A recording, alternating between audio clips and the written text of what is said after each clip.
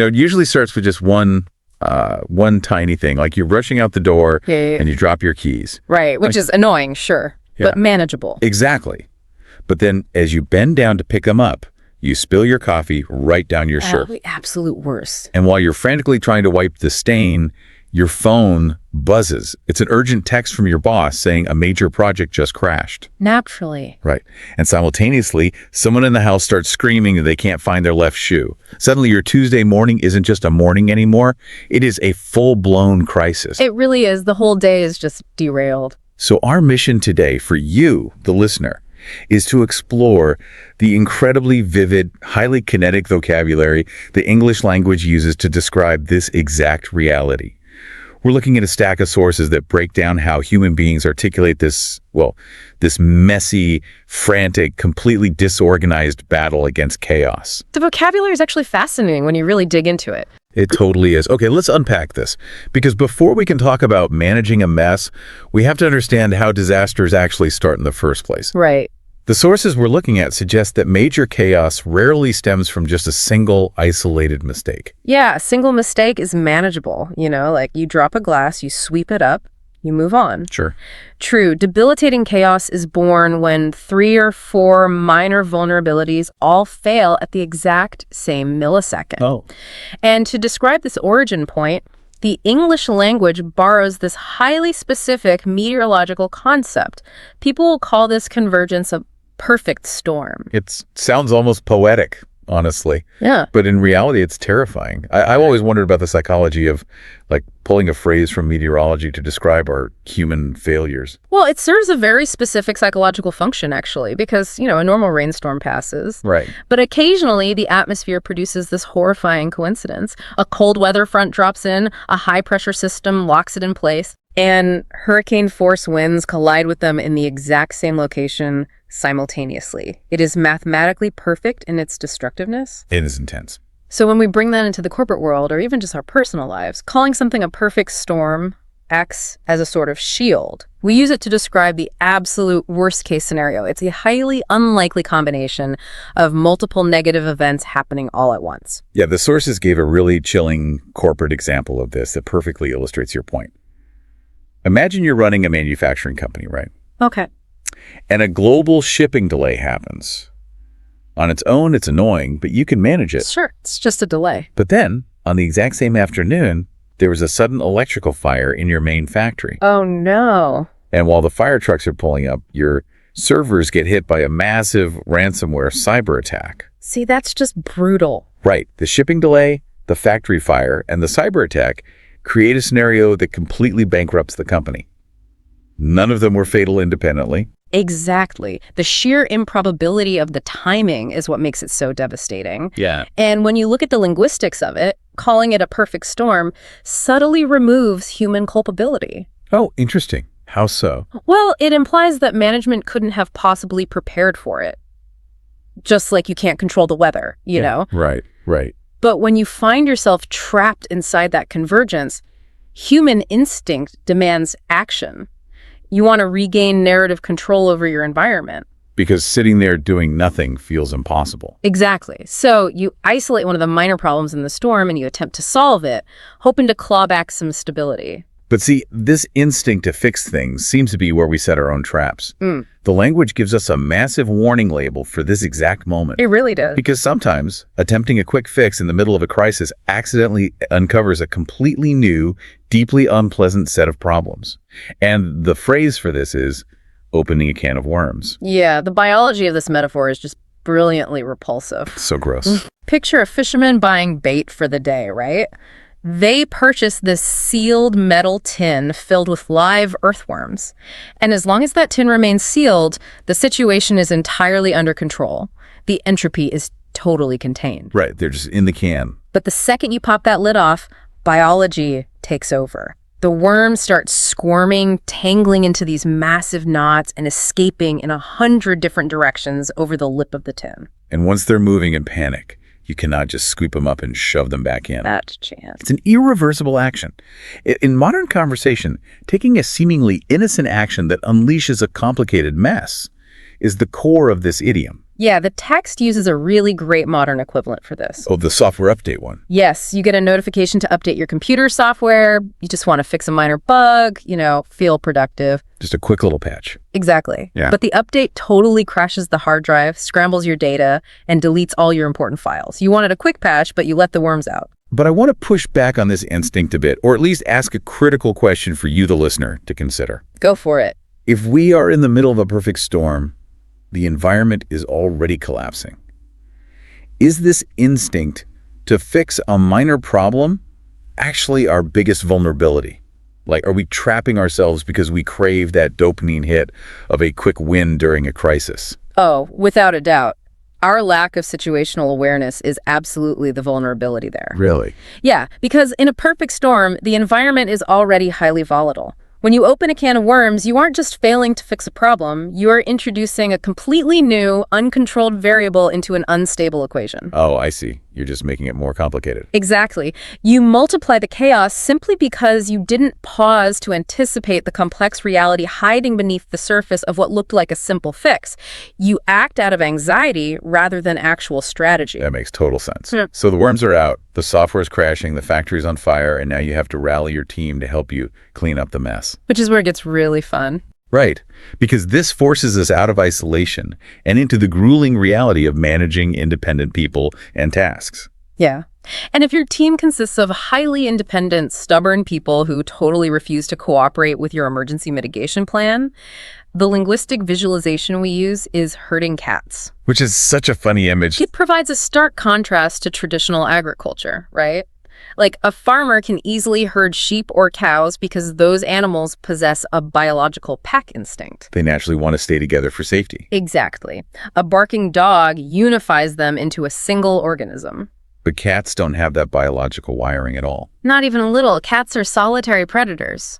The friction here is really between individualism and collective action. Right. Forcing 50 house cats to walk in a perfectly straight line across a field is physically impossible. They will completely ignore your commands, climb trees, fight each other, or just, lie down. So to tell someone that managing a project is like herding cats is to signal that you are dealing with a group of fiercely uncooperative, or honestly, just highly easily distracted people. Spot on. The sources highlighted a perfect scenario for anyone who works in knowledge-based fields. Trying to get an entire department of tenured university professors to agree on a single unified syllabus. Good luck with that. Or trying to get 5 visionary artists to agree on one painting style. You hire them for their independence, but that exact same independence makes them totally impossible to steer during a crisis. It's the ultimate double-edged sword. So what does this all mean? If I connect the dots here, if you are stuck herding cats, it feels like there is a direct, inevitable pipeline to our next concept. Where are you going with this? Well, because your team won't cooperate and carry their own weight, you're forced to internalize all the momentum yourself. The lack of cooperation from others directly creates this exhausting multitasking for the manager. Oh, absolutely. The manager is forced to become the sole source of kinetic energy for the entire project. Yes. When delegation fails because the cats wander off, you have to pick up the slack.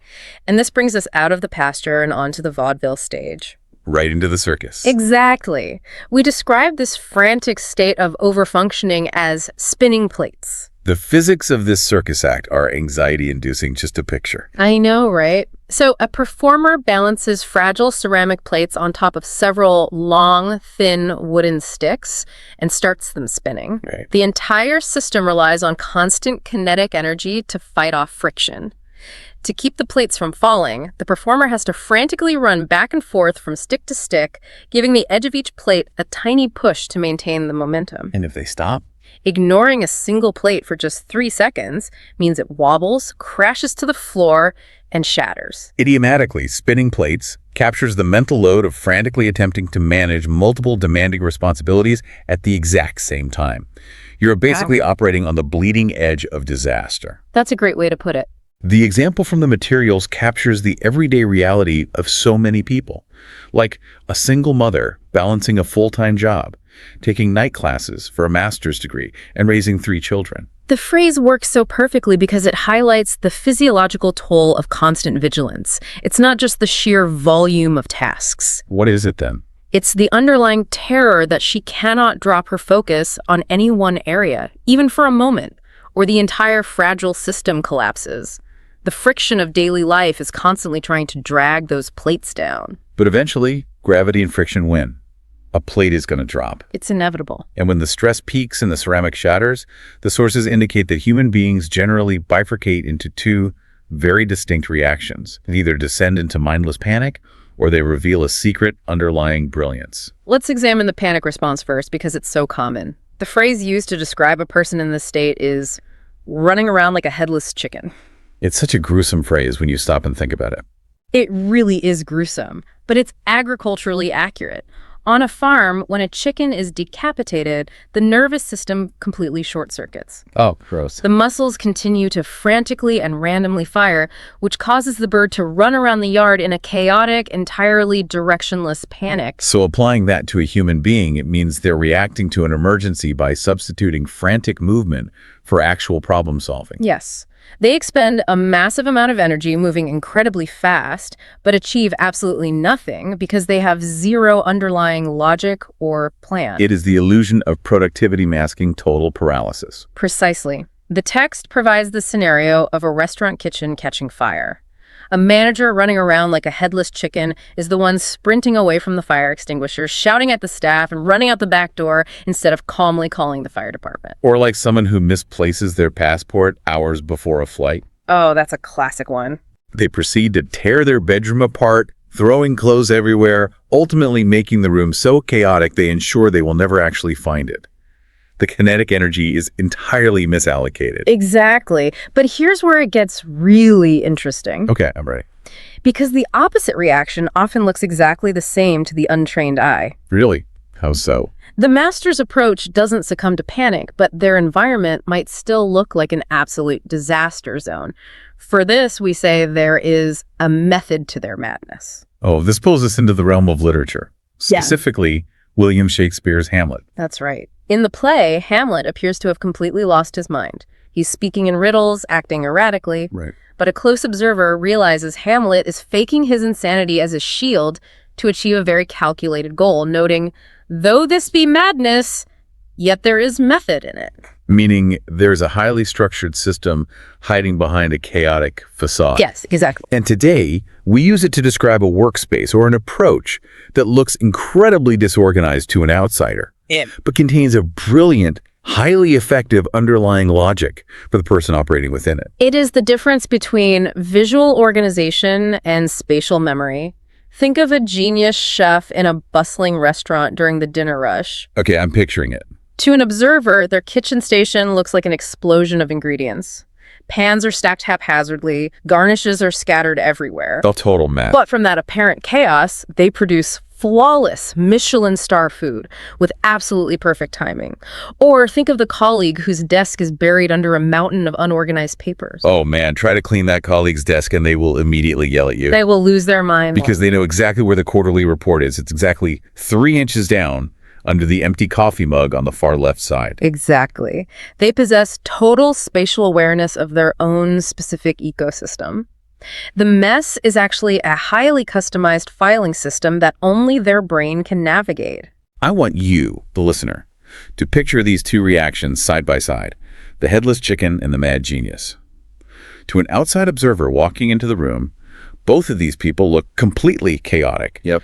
Both look like they're failing. But the underlying reality is completely flipped. The chicken is moving fast and achieving zero, while the mad genius looks like a disaster, but is secretly in absolute control of the outcome. It forces us to really question our biases about what productivity looks like. We assume control must look like, color-coded spreadsheets. Right. Perfectly neat. But sometimes true control is aesthetically messy. However, as our sources point out, even the mad genius cannot live in a theoretical state of messy execution forever. Right, they have to move forward eventually. Once they've survived the initial chaos, they must prepare to strike back against the universe with actual precision. They have to restore order. Yeah. And that transition from merely surviving to actively executing a plan requires intense preparation. You have to finalize every detail, which brings us to the phrase, get your ducks in a row. It is a striking shift in tone, utilizing a very peaceful nature metaphor. I love this one. If you observe a quiet pond in the spring, you will often see a mother duck swimming with her baby ducklings trailing behind her in a perfect, straight, meticulously organized line. Idiomatically, to get your ducks in a row means to meticulously organize your affairs before taking a significant action. It is the psychological safety of checklists and audits. Yes. You're preparing your resources and finalizing every single minute detail before you launch. It is the deep breath before the plunge. The text highlights the example of applying for a $1 million bank loan. Right, you don't just wing that. No, you don't just walk in and demand capital. You spend weeks getting your financial ducks in a row. You audit your accounts, you prepare the pitch deck, you forecast revenue. Or like calling a lawyer to review every single clause before signing a life-changing contract. It is the alignment of facts to ensure structural integrity. Exactly. And once those ducks are perfectly aligned, you reach the final stage. Right before you hit the launch button on your project, you require absolute, uninterrupted focus. You really do. You have to aggressively remove everything else from your radar. You have to clear the decks. Which is such a massive shift. We swing wildly from this serene, peaceful pond to the brutal reality of 1800s naval warfare. It's quite the tonal whiplash. So picture a massive wooden warship. On a normal day, the main deck is incredibly cluttered. It's basically a floating village, right? Yeah. It's covered with heavy ropes, wooden barrels of food, livestock like chickens in cages for fresh eggs, and all the daily supplies needed to sustain the crew. But the moment an enemy warship is spotted on the horizon, the protocol changes instantly. The captain yells to clear the decks, and the sailors don't, gently organize the supplies. Ooh, that's time for that. They violently grab all the useless barrels, the cages of chickens, the spare ropes, and throw them either down into the hold or straight overboard into the ocean. The objective is to leave the wooden floor flawlessly empty, so the heavy cannons can be rolled out, aimed, and fired without any interference or tripping hazards. So in modern life, to clear the decks means to aggressively finish, delegate, or completely cancel all minor trivial tasks so you can focus 100% of your energy on a major impending event. Exactly. Like if the city health inspectors are arriving at your restaurant tomorrow morning, you clear the decks, you cancel all non-essential staff meetings, you stop taking inventory, and you focus entirely on scrubbing that kitchen. Or a student completely clearing their weekend social calendar to focus solely on studying for a final exam. But I have to push back on this strategy for a second. Okay, let's hear it. Because while clearing the decks sounds incredibly empowering, is it actually a luxury reserved only for people in power? Like, if I am a mid-level manager, I can't just tell my boss that I'm throwing their urgent emails overboard because I need to focus on my main project. Right, that won't go over well. The cannons aren't the only things that matter. Does this idiom actually work for the average person, or does it just get you fired? That is a highly practical critique, honestly. True, an entry-level employee cannot literally throw their manager's requests overboard. Right. But the underlying principle of clearing the decks is really about boundaries and aggressive prioritization. Okay, so how does that look? It might mean negotiating with your boss, saying something like, to ensure this major launch succeeds on Friday, I need to delay these 3 minor reports until next week. Oh, I see. It is about recognizing that you cannot fire the heavy cannons of deep, focused work while constantly tripping over the daily chickens of minor administrative tasks. You have to create the space to execute, even if it requires difficult conversations. That makes a lot of sense.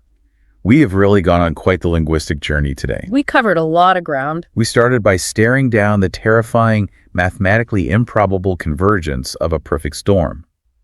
We accidentally unleashed biological entropy by opening a scoring can of worms. A very gross can of worms. We exhausted our cognitive load in a vaudeville act of spinning plates while trying to herd fiercely independent cats. It's exhausting just saying it all out loud. We panicked like headless chickens, found our spatial method to the madness, meticulously aligned our ducks, and finally threw the distractions overboard to fire the cannons of productivity. It reveals how deeply visual and physical our language is when dealing with stress. It really does. We do not just experience chaos intellectually, We feel it bodily, and we use these grand, theatrical, and sometimes violent metaphors to make sense of our struggle against entropy.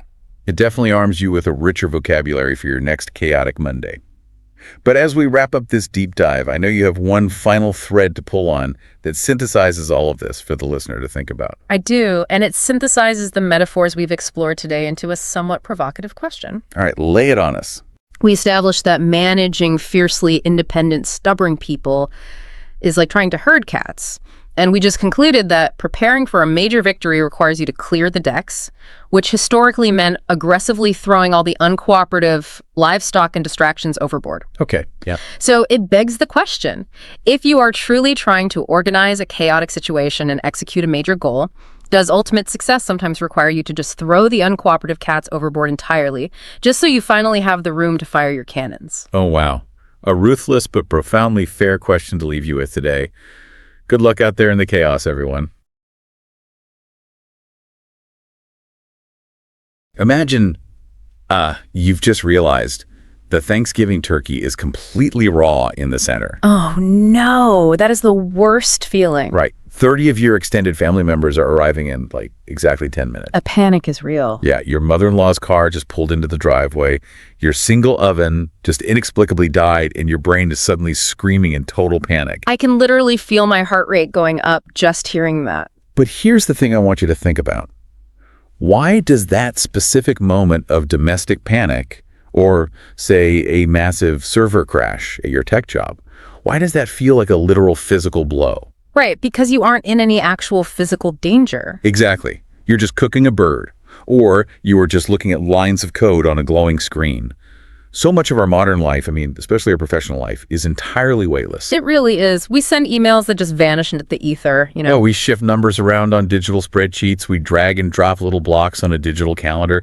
There's literally no physical substance to any of it. It's completely frictionless. Like, if you think about the actual physical exertion of modern knowledge work, it's practically zero. So true. You can delete an entire year-long project plan with just the tap of a pinky finger on a backspace key. Just gone in a second. Right. There's no sound, there's no smoke, no heavy lifting, no debris to sweep up. It just ceases to exist. But, and this is what's so fascinating, the vocabulary we use to describe these weightless moments is incredibly violent. Oh, absolutely. Like the second that abstract, frictionless project fails, we don't use clinical digital words. We don't say, we have experienced a digital misalignment of priorities. Nobody says that in a panic. No, we talk about heavy iron machinery crashing into ditches. We talk about thick ropes snapping under immense tension. We talk about crumbling stone architecture and like mythological beasts. Which points to this really fascinating psychological paradox. Right. We might live our day-to-day lives in this digital, abstract world, but our vocabulary for crisis, our mental framework. Yeah, our mental framework for when things go fundamentally wrong is stubbornly tethered to the physical world. Completely. Specifically, we're talking about the heavy industry of the 19th century, the high seas of naval history, and, the visceral grit of ancient antiquity. Because when our brains panic, they just don't reach for abstract concepts. They reach for physical weight. Exactly. And that physical weight is exactly our mission for today's deep dive. So whether you are managing a massive corporate project right now, or you're just trying to organize your family vacation without losing your mind, you are going to want to hear this. It's going to be so relevant for everyone. We are examining this really fascinating linguistic source today. It's a transcript from a masterclass focused on advanced C2 level English communication. But just to be clear, we are not here to give you a grammar lesson. No, definitely not a vocabulary quiz. What makes this specific text so compelling is that the instructor accidentally created, a perfect step-by-step psychological autopsy of a disaster. It really is an anatomy of a crisis. The source text lays out this very harsh foundational premise right at the beginning. Oh, I loved this part. Right. It says the fundamental reality of adult life is that when you accidentally open a proverbial can of worms, or when you lose control of your spinning plates... Nobody is coming to save you. Exactly.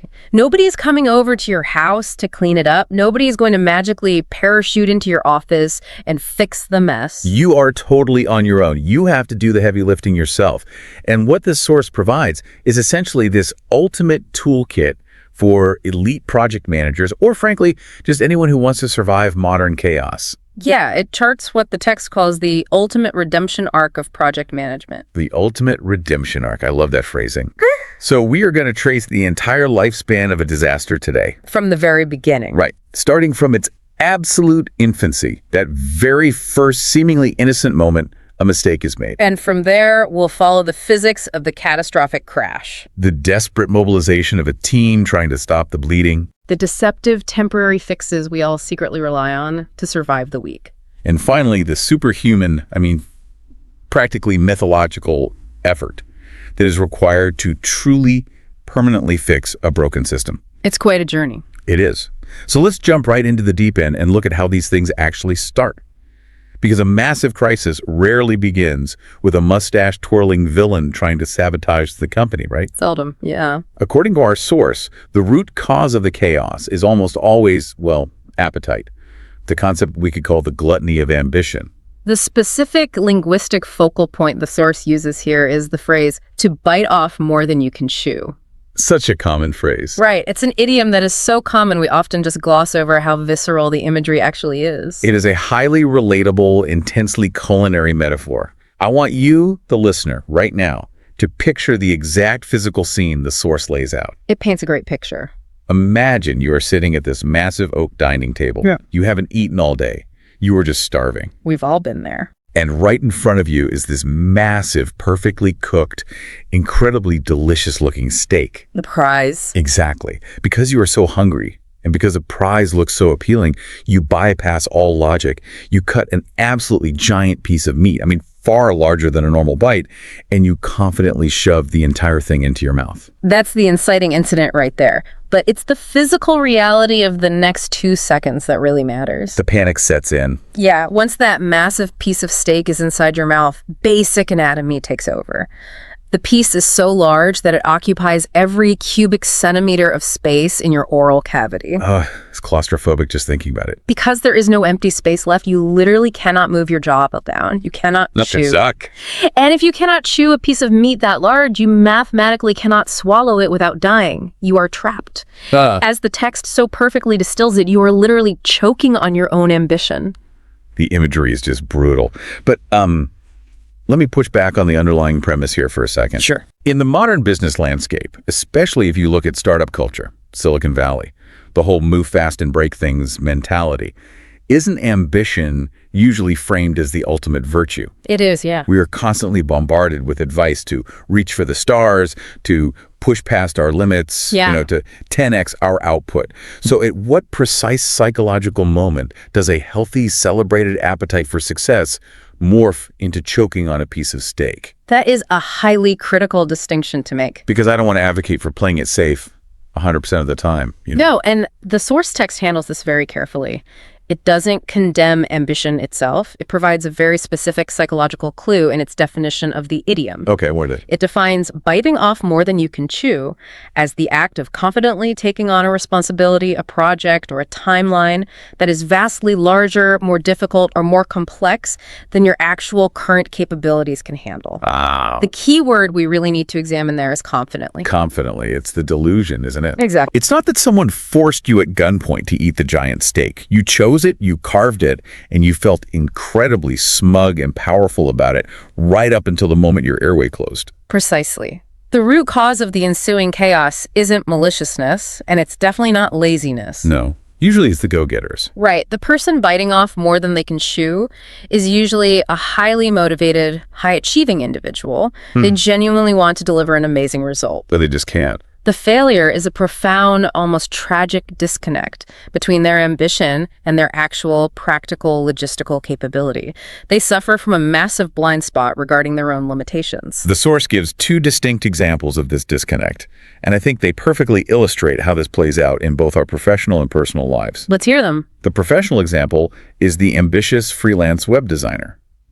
They land a huge client, and they promise to redesign the company's entire sprawling e-commerce website by themselves from scratch in 3 days. Oh, wow. I mean, if you know anything about database architecture, front-end design, back-end integration, and testing. It's impossible. Yeah. You know that a 3-day timeline for a solo developer is a physical impossibility.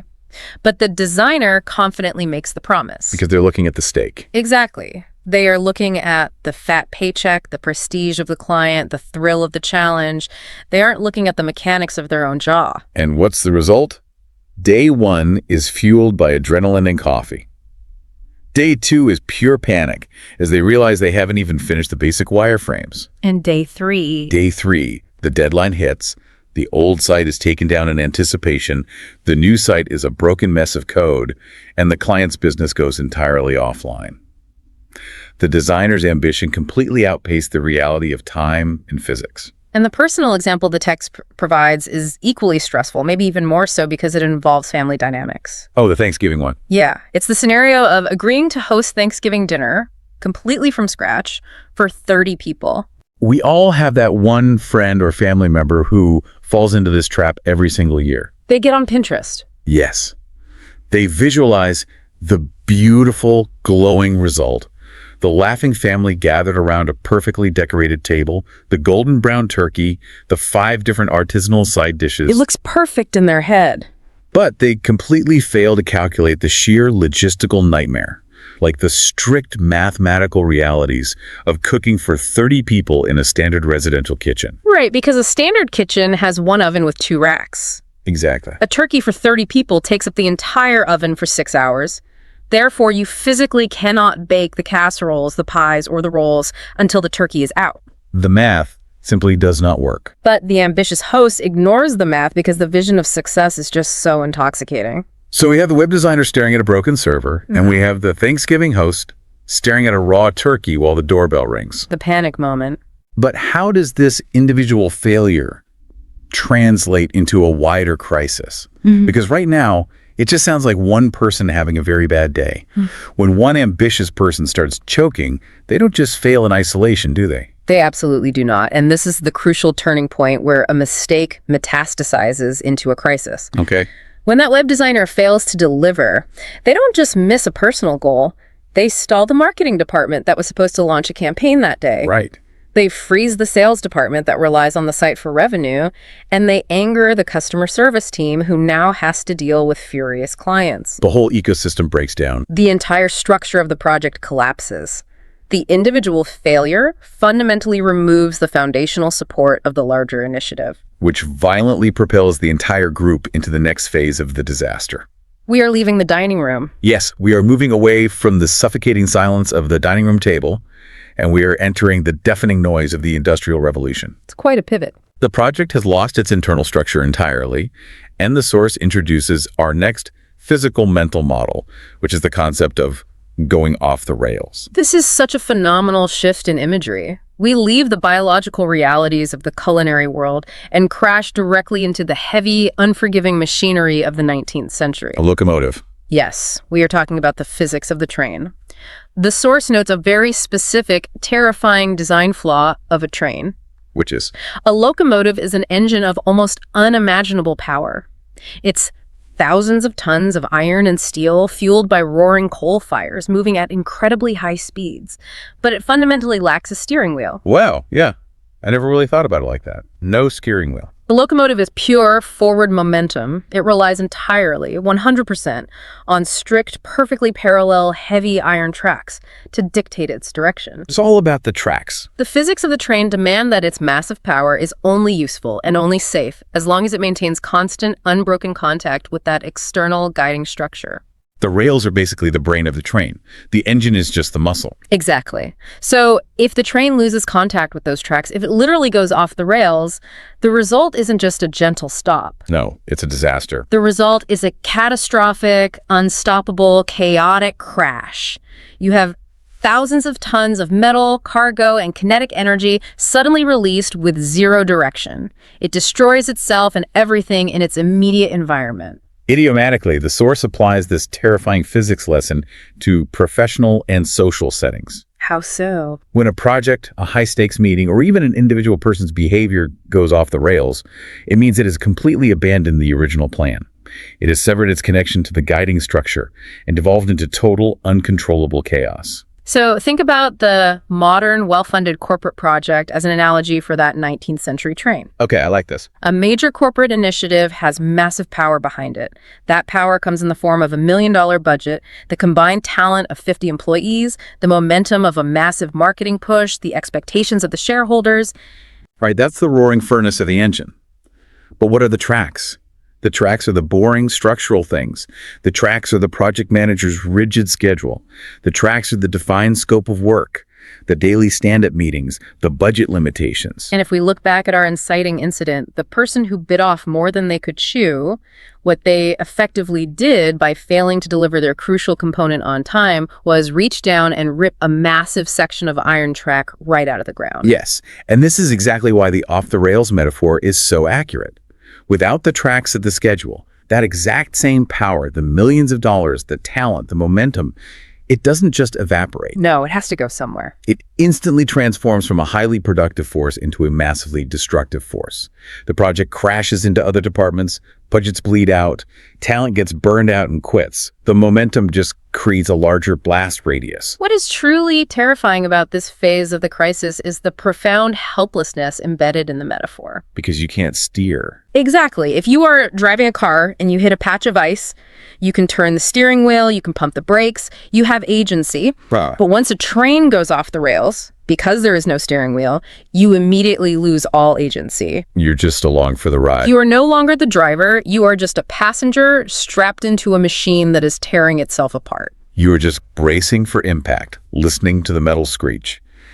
The text uses a painfully relatable, low-stakes example to illustrate this feeling of helplessness, which is a standard 30-minute Tuesday morning budget meeting. Oh, we have all been in this meeting. We have. It's supposed to be highly structured. It has a printed agenda. It has clear tracks.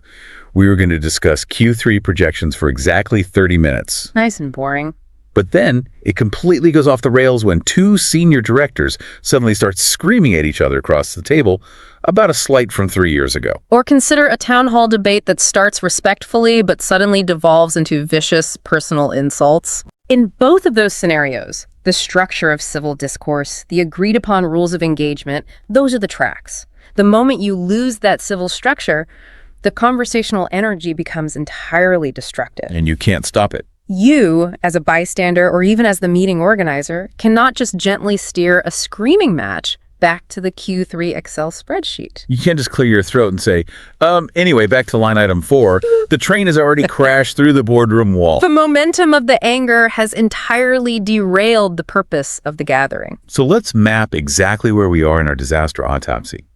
The ambitious web designer choked on their timeline, the project schedule completely collapsed, and now our metaphorical corporate train is lying in a twisted, smoking heap of metal in a ditch. It's looking bad. And here's the brutal truth of the situation.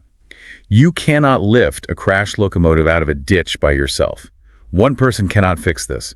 If you want to prevent total, company-wide bankruptcy or failure, you need immediate, massive, collective intervention. Which violently pulls us out of the wreckage and drops us into section 3 of our journey. The immediate crisis response. Yes.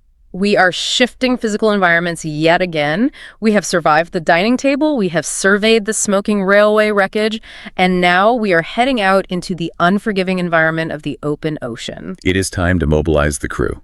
The source text provides us with two distinct, highly physical idioms here, and both of them are deeply rooted in naval history and sailing. The first one is the thrilling, panicked call for all hands on deck. Just saying it feels urgent. To truly grasp the weight of this command, we have to look at the harsh reality of life on a historical 18th century wooden sailing ship. Okay, set the scene. In traditional nautical terminology, a sailor isn't referred to as a person or an employee. They are referred to simply as a hand.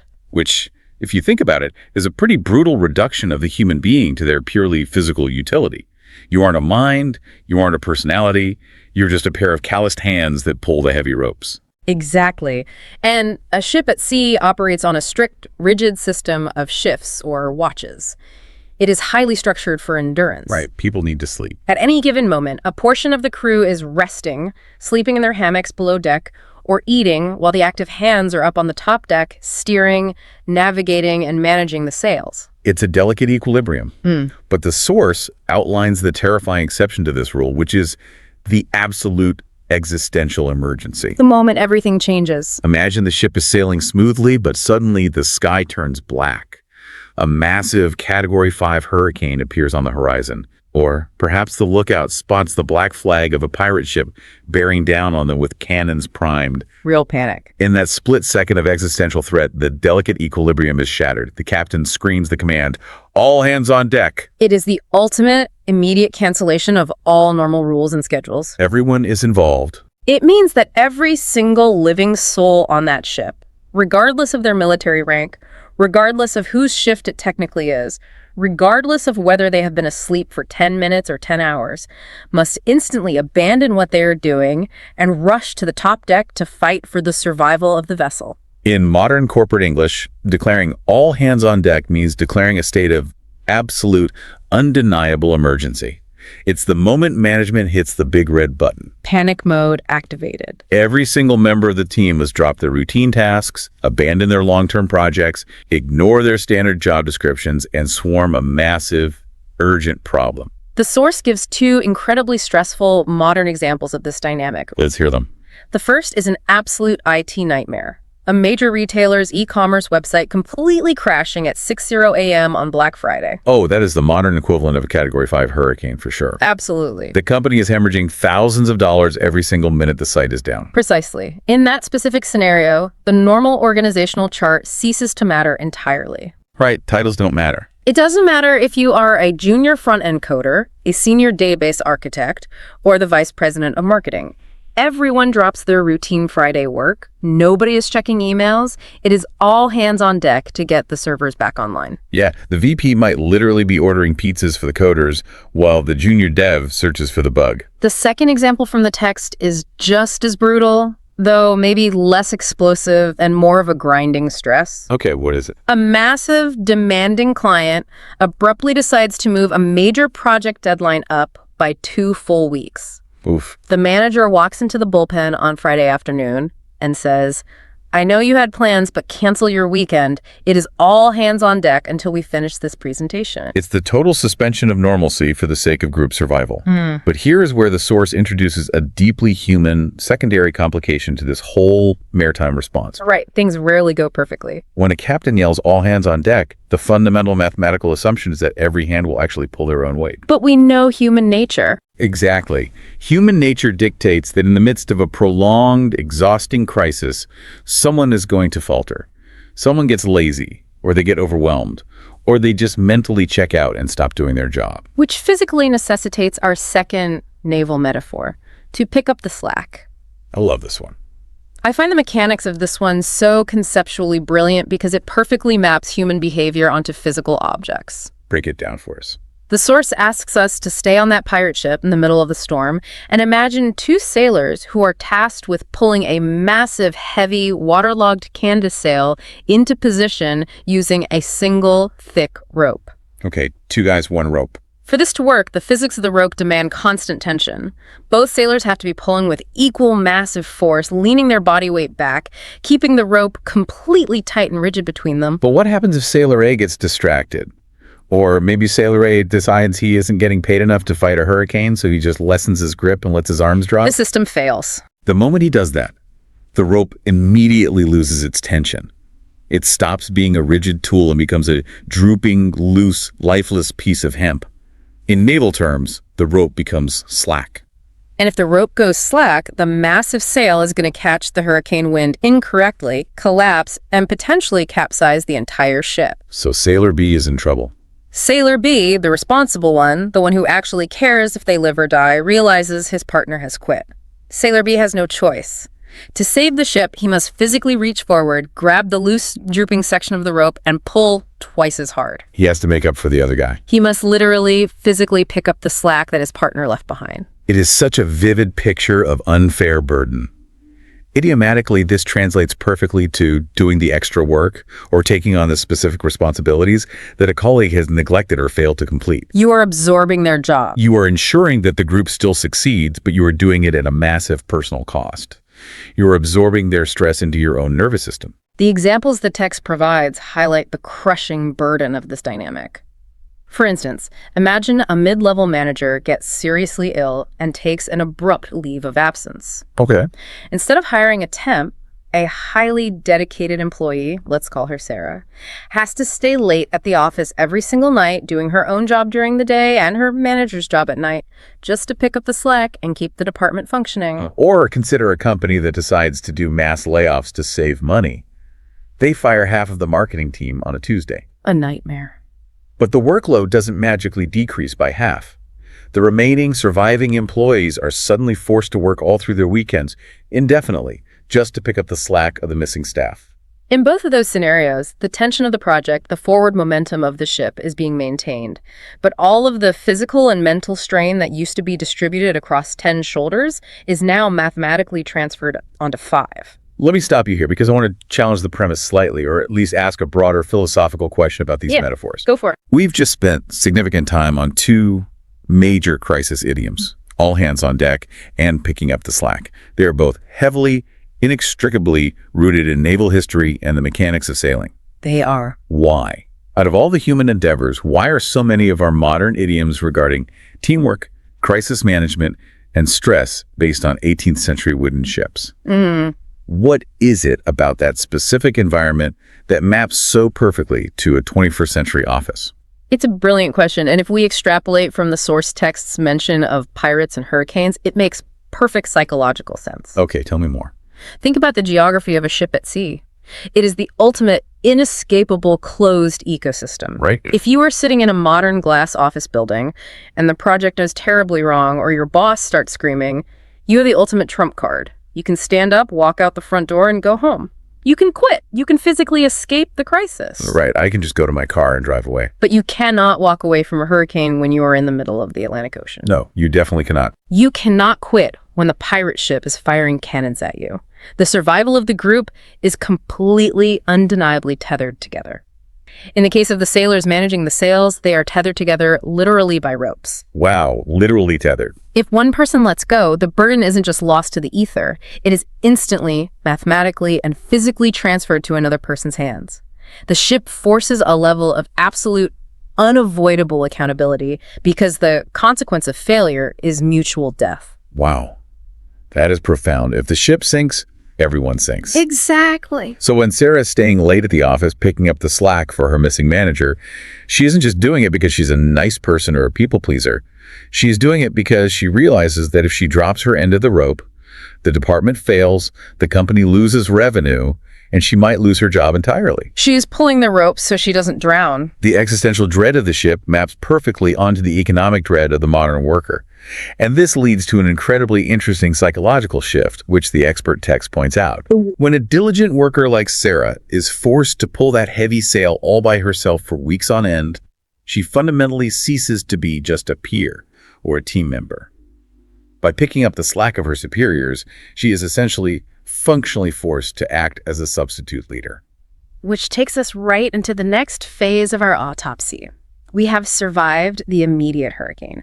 The server is back online, the Black Friday rush is handled, but the crisis isn't truly resolved, it has just been stabilized. We've entered the holding pattern. And as our reality shifts, our metaphors shift once again to reflect this new grinding phase. We're leaving the ocean. Yes, we leave the desperate pitching deck of the wooden ship and we enter the cold, isolated stone of the military fortress. We encounter the phrase, to hold the fort. Let's picture the scene. Imagine an ancient military fortress. It's built of heavy, cold stone. It is located on the edge of the empire, surrounded by a hostile, freezing wilderness, and there are potential enemy factions lurking in the woods. A very tense environment. The commanding general of this fortress, the true leader, receives sudden orders from the king. He has to leave immediately to attend a crucial diplomatic meeting in the capital, or perhaps he has to go fight a distant battle on another front. But he obviously cannot leave a border fortress unmanaged. No, of course not. So, right before he mounts his horse and rides out the gates, he turns around, points his finger at his most trusted, reliable, stoic officer, and gives a very simple, heavy command. Hold the fort. The implication of those 3 words is massive. He is essentially telling that subordinate officer, defend these walls with your life. Keep the soldiers fed, keep them disciplined, manage the food rations, and whatever you do, make absolutely sure this place doesn't burn to the ground while I am gone. In a modern professional context, to hold the fort means taking temporary but highly reliable responsibility for managing a volatile situation, a team, or an entire business unit, while the actual official leader is absent. The source gives a classic everyday corporate example. The regional vice president is flying to Tokyo for a massive, week-long industry conference. A standard business trip. Her most trusted senior manager smiles and says, "Have a great flight. Don't worry about a thing. I will hold the fort at the London office until you get back." Or a very relatable domestic example. A single mother has to go into the office on a Saturday to finish a report, so she looks at her responsible 16-year-old daughter and says, "I'll be back at 5. Hold the fort, make sure the dog gets walked, and don't let your younger brother burn the house down." It is a deeply noble metaphor. Being asked to hold the fort makes you feel seen. It makes you feel valued and trusted. You are the reliable officer standing vigilant on the parapets, keeping the barbarians away while the general is away. It's a point of pride. But, as our source text brilliantly points out, there is a dark side to this nobility. While you are holding the fort during a chaotic transitional period, you often encounter a massive systemic problem.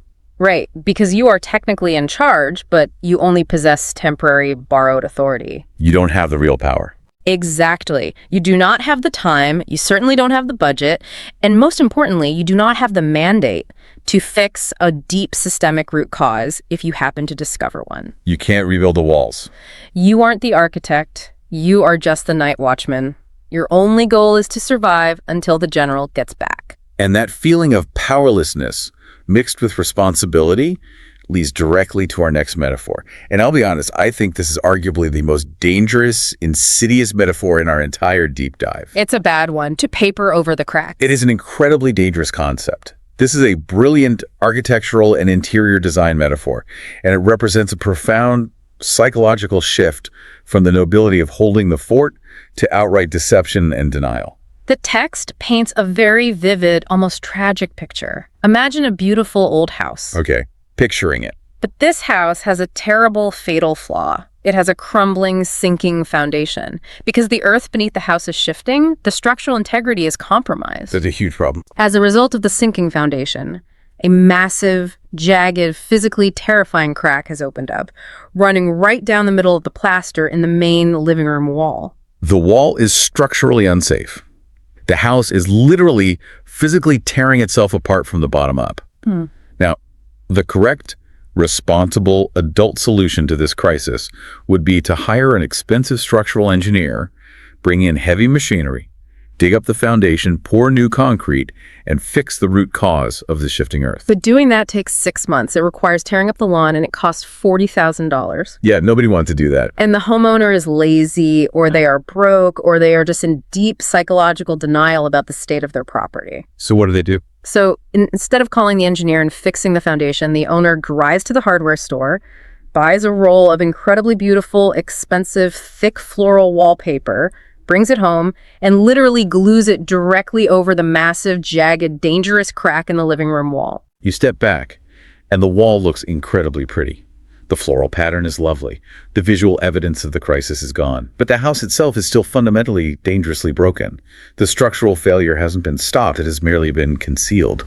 Idiomatically, to paper over the cracks means to provide a temporary, cosmetic, entirely superficial solution to hide a deep, serious problem without actually doing the hard, expensive work required to solve the underlying issue. It is the illusion of a fix. It's a performance of problem solving. The source text gives two very stark, very common examples of this behavior. The first is a classic failure of corporate leadership, which is giving unhappy, deeply burnt out employees a free pizza lunch on a Friday to try and boost morale. Ah, the infamous pizza party. The pizza is the floral wallpaper. It tastes good for 20 minutes. People smile while they're eating a slice of pepperoni, but it is entirely papering over the cracks. It does absolutely nothing to fix the real foundational problem. Which the source identifies as a toxic, abusive management culture or severely under-market compensation. Exactly. Yeah. And, we are just importing this as a linguistic example from the text, not taking any stance on those specific dynamics, but it's a very clear illustration of the idiom. Right. Staying totally neutral on the politics of it, the linguistic application is spot on. And the second example provided is equally illustrative, and it applies to personal finance. This one hurts. Taking out a brand new high-interest credit card just to pay off the minimum monthly balances on your existing massive credit card debts. You haven't eliminated a single dollar of actual debt. You've just shifted the numbers around on a ledger to make the spreadsheet look okay for one more month so the bank doesn't call you. You have papered over the financial cracks. If we look closely at the psychology of the holding pattern we discussed earlier, this is where things get truly dangerous. How so? When you are desperately holding the fort, when you are exhausted, just trying to survive the week, picking up the slack for everyone else, you become highly susceptible to papering over the cracks. You just want a quick fix. You don't have the energy to dig up the foundation. So papering over the cracks becomes an understandable, if fatal, survival mechanism. Now, I want to create some friction here, because I think there is a modern business philosophy that might actually defend papering over the cracks. Oh. Think about the agile methodology in software development, or the concept of an MVP, a minimum viable product. The entire ethos of Silicon Valley is often patch the bug now with whatever duct tape you can find, and we will rewrite the underlying code later. Move fast, patch later. Right. Isn't papering over the cracks sometimes a necessary, smart, tactical move to keep the company alive long enough to actually fix the foundation later? That is a very sophisticated defense of the practice, but I would argue, and the implication of the idiom supports this, that it only works if you actually eventually go back and fix the code. Which people rarely do. The inherent danger of the floral wallpaper is that it works almost too well visually. Once the crack is hidden, the urgency to fix it vanishes. Out of sight, out of mind. Exactly. The human brain loves to accept the cosmetic fix as a permanent reality. You patch the bug to survive the week, but the next week brings a new crisis, and the foundational rewrite gets pushed to Q3, then to Q4, and then 3 years go by. And the wallpaper stays up. I love contrasting these two metaphors because holding the fort makes you feel like the hero of your own story. You are the loyal, brave soldier. But the wallpaper. But papering over the cracks silently turns you into the villain of your own story.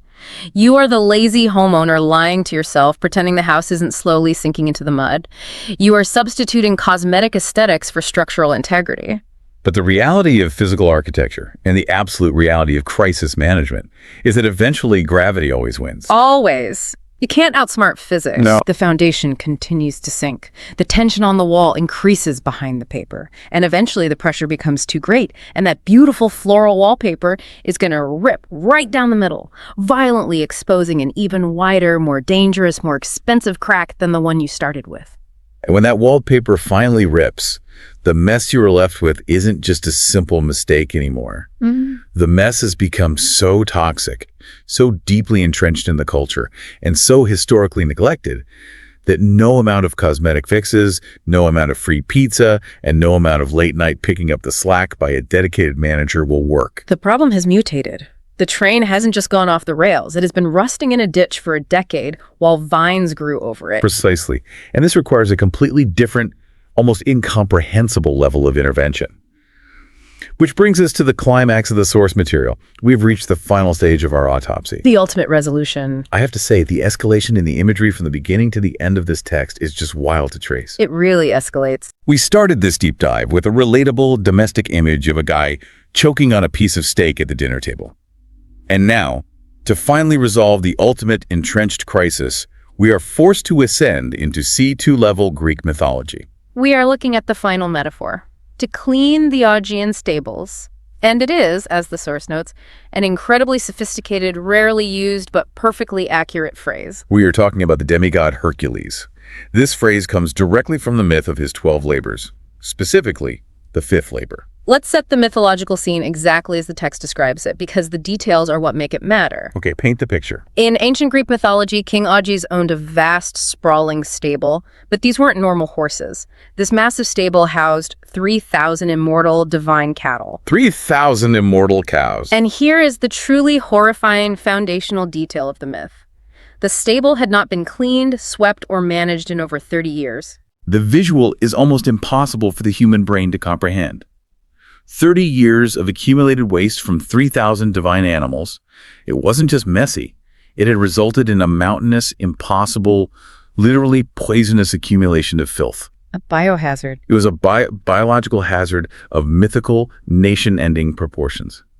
So Hercules is being punished, and as his fifth laborer, he is ordered by the king to clean this entire stable. But the catch, the trick to ensure his failure, is that he is ordered to complete the task in a single day. In one day. One day. It is explicitly designed by the gods to be an impossible task. If you gave Hercules a broom, a shovel, and a wheelbarrow, it would take 100 lifetimes of back-breaking labor to clean it. Which is the core philosophical lesson of the metaphor. Hercules looks at the mountain of filth and realizes that traditional tools, brooms, shovels, working longer shifts, picking up the slack, holding the fort, they're completely, utterly useless against a 30-year mess. You cannot sweep away systemic corruption. So what does the demigod do? He drops the broom. He doesn't sweep at all. He uses his superhuman strength to dig a massive geographical trench in the earth. He literally alters the landscape. Yes. He diverts the flow of two powerful, rushing nearby rivers, the Alpheus and the Peneus. He redirects the rivers so that the water flows directly through the heavy wooden doors of the stables. The sheer, terrifying force of the rushing river water physically, violently flushes out 30 years of entrenched, poisonous filth in a matter of hours. It's incredible. The stables are purified, but they are not purified by hard work or elbow grease. They are purified by a catastrophic introduction of a massive external force. Idiomatically, in modern, high-level English, the Augean stables represent a situation of immense systemic corruption, massive structural disorganization, or decades of accumulated toxic corporate messes. To clean the Augean stables means to clear away a colossal, deeply entrenched problem. But the key insight is in how you must do it. It requires radical, sweeping, almost destructive action. The source gives two massive, real-world examples of what this looks like in practice. The first is a newly elected reformist mayor who steps into City Hall, looks at decades of bribery, and immediately fires the entirely corrupt police chief and the entire senior command staff on day one. Just a complete flush of the system. And again, treating this just as a neutral linguistic example from our text, it shows the scale of action needed. Or a new corporate CEO who's brought into a failing legacy company, and instead of trying to boost morale with a pizza party, they immediately demand a brutal forensic audit of 10 years of hidden financial records, resulting in the closure of entire departments. I want to ask you a question based on these examples. Yeah. Is this what true elite leadership actually looks like in a terminal crisis? Is the ultimate skill simply recognizing the precise, heartbreaking moment when a broom is no longer going to work and having the courage to realize you need to summon a river? I think that is exactly the takeaway the source is driving at. If we connect this myth back to every single concept we've discussed today, it creates a perfect diagnostic tool. You cannot pick up the slack for 30 years of negligence. Sarah staying late at the office is not going to fix a company that has been fundamentally broken for a decade. You certainly cannot paper over the toxic filth of 3,000 divine cattle with a roll of floral wallpaper. No, the wallpaper would melt immediately upon contact. Exactly. The true resolution to a chaotic crisis that has reached the Augean level isn't about working harder. It's not about being the diligent sailor pulling the rope, and it's not about being the noble officer holding the fort. It's structural. It is about fundamentally, structurally changing the environment. You have to divert the river to flesh out the broken systems entirely. It is destructive, yes. People might lose their jobs, projects will be canceled, egos will be crushed, but it is a necessary purifying distraction to save the host organism. Wow. That really is the ultimate redemption arc. Let's synthesize all of this. The source text promised us the anatomy of a crisis, and it delivered it entirely through these highly physical, visceral mental models. We started with the physical inability to chew, the gluttony of confidently biting off more than you can chew, where delusion and ambition outpace physical reality. That individual failure removed the guiding structure, causing the heavy iron locomotive to go completely off the rails, instantly turning productive momentum into destructive chaos. To survive that crash, we required a desperate maritime emergency response, calling all hands on deck, where normal rank dissolved and everyone rushed the top deck to save the vessel from sinking. But because human nature is flawed, someone dropped their end of the rope, forcing a diligent worker to physically grab the loose end and pick up the slack, absorbing the stress of others to keep the sail from collapsing. Which left that diligent worker isolated in a stone fortress, holding the fort, trying to survive while the true leader was absent. And in that desperate holding pattern, Without the resources or mandate to fix the crumbling foundation, they resorted to gluing floral wallpaper over a jagged crack, papering over the systemic failure in a desperate act of denial. Until finally, the mess became so historically toxic, so deeply entrenched, that cosmetic fixes failed entirely, and a demigod had to alter the landscape and divert a river to wash out the Augean stables. It is an epic, almost cinematic journey. But here is the critical so what for you listening right now. Why does mastering this vocabulary matter to your daily life beyond just passing a C2 English exam? Right, why should they care? Because these phrases are not just colorful idioms to sprinkle into an email, they are highly tuned diagnostic tools. They are mental models for reality. When you feel overwhelmed at work or in your marriage or managing your family, the abstract nature of the problem makes it incredibly hard to solve. It's just a cloud of stress. Exactly. An overflowing inbox just feels like ambient anxiety. But if you apply these physical metaphors to your abstract problems, you can diagnose exactly where you are in the crisis cycle, and more importantly, you can identify exactly what kind of action is required of you. If you realize you are physically choking on your own ambition, you need to stop chewing, spit out the steak, and delegate the work. If you realize the train is completely off the rails, you need to stop pretending you have a steering wheel and simply brace for impact. Let it crash? If you are gluing wallpaper over a crack, you need to stop lying to yourself, put down the glue, and call the structural engineer. The physical language grounds your abstract, weightless anxiety into something you can actually visualize, touch, and ultimately address. Which brings us to our final thought for today. The source text ends by asking its audience a question of the day, prompting the students to share their own workplace survival stories using the vocabulary. So we want to pose a challenge to you, the listener. A deeply personal diagnostic challenge. Yes. We want you to look at your own life right now. Look at your current job. Look at your relationships. Look at your ongoing side projects. Diagnose it. Where are you in this exact cycle?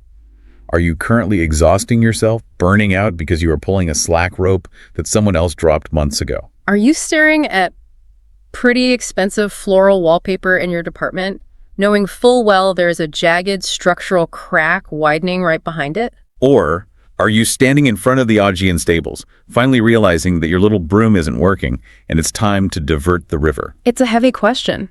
Because diverting a river takes an immense amount of courage. It means destroying the current landscape. But sometimes the rushing water is the only way to truly wash away the mess and start over.